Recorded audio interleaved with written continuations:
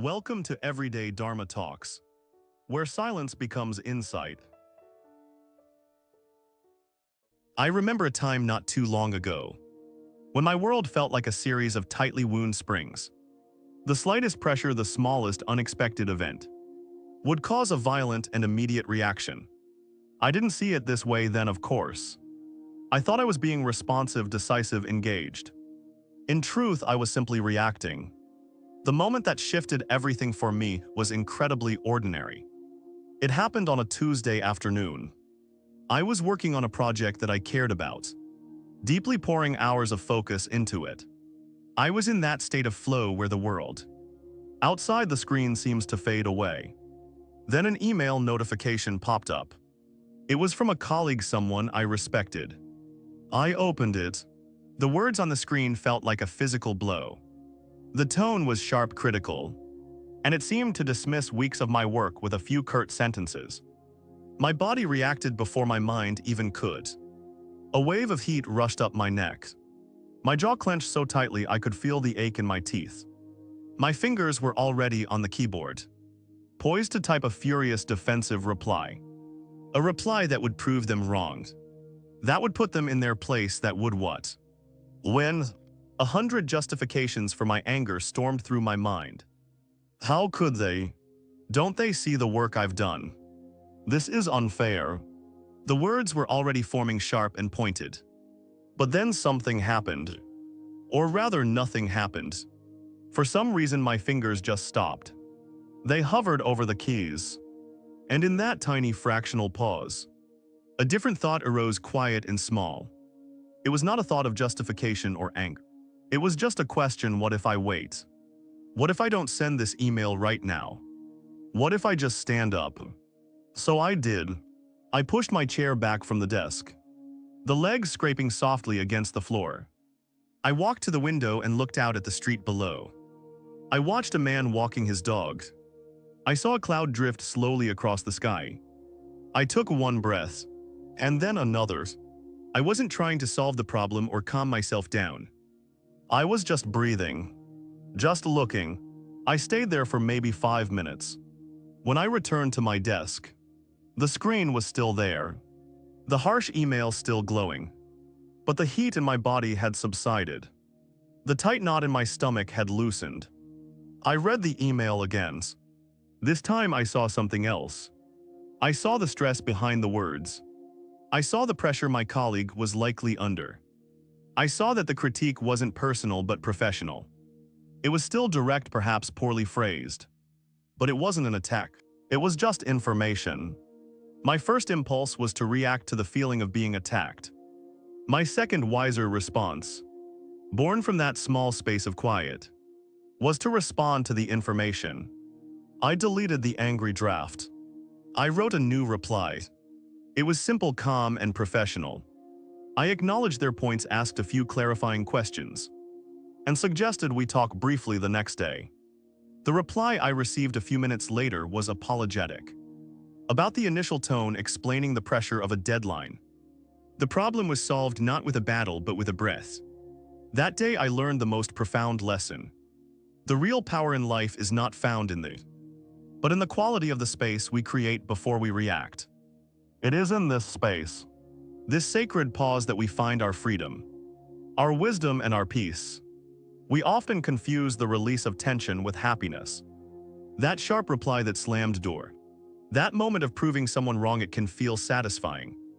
But it's the satisfaction of a lightning strike.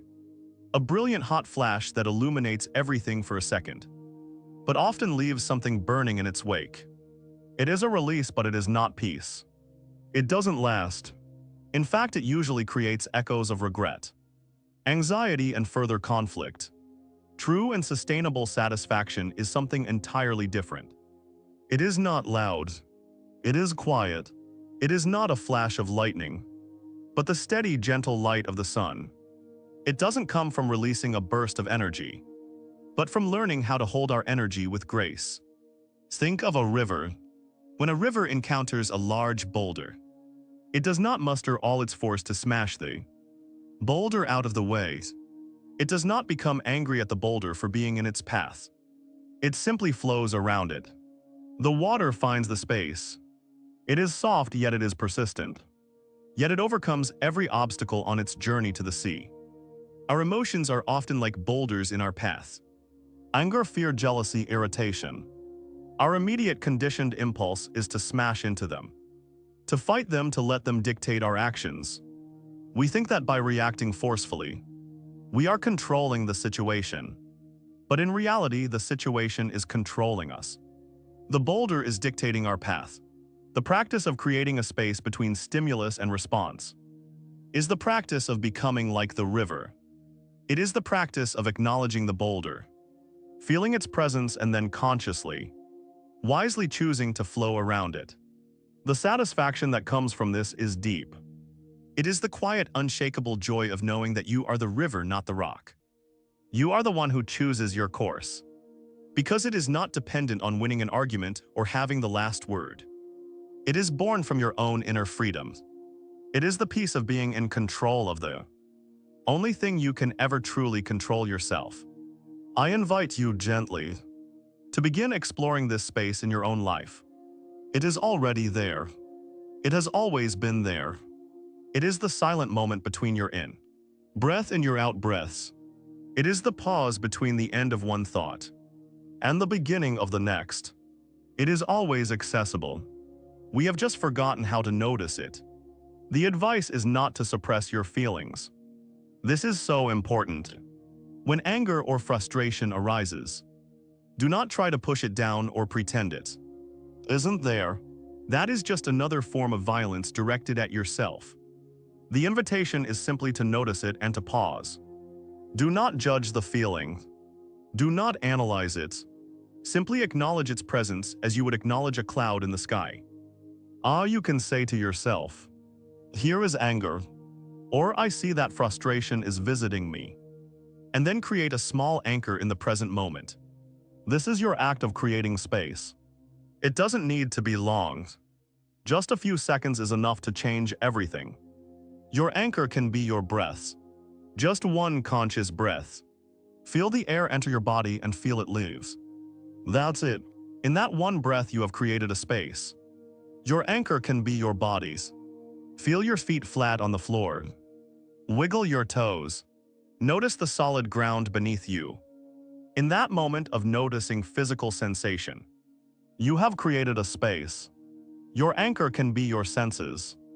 Look at something nearby and truly see it for 3 seconds. The grain of the wood on your desk. The color of the sky outside your window. The shape of your own hand. In that moment of pure seeing, you have stepped out of the storm of reaction and into the quiet space of presence. This pause is not a sign of weakness or hesitation. It is the ultimate act of strength and self-compassion, taking back your power from a lifetime of automatic reactions. It is you choosing wisdom over impulse. It is you choosing peace over conflict. This practice does not require you to retreat to a monastery or to fundamentally change your life. The beauty of this truth is that it is found in the smallest, most ordinary moments of your day. This is where true transformation happens. It is the space between the alarm clock's buzz and the feeling of dread about the day. A single breath taken before your feet hit the floor, offering a silent thank you for a new morning. It is the space between your child spilling milk on the clean floor and your immediate sigh of frustration. A momentary pause to see their startled face, allowing you to respond with kindness instead of irritation. It is the space between hearing a piece of gossip and the impulse to repeat it, a quiet moment of choosing to be a source of peace, not of discord. It is the space between feeling the familiar pull of loneliness and reaching for your phone to scroll. A pause to simply sit with the feeling, to be with yourself for a moment without distraction, to learn what it has to teach you. It is the space between finishing one task at work and immediately rushing to the next. 10-second pause to look away from the screen, to stretch to acknowledge the completion of something, however small. It is the space between someone's critical words and your defensive reply, that sacred pause where you remember their humanity and your own, choosing to respond with a calm heart. In these tiny, seemingly insignificant gaps lies everything. This is where a life of reaction becomes a life of intention. This is where we stop being pushed around by the world and start walking through it with a quiet, steady grace. The space is always here. We just have to choose to enter it. Thank you for following the podcast. We will meet again in the next story. Be well.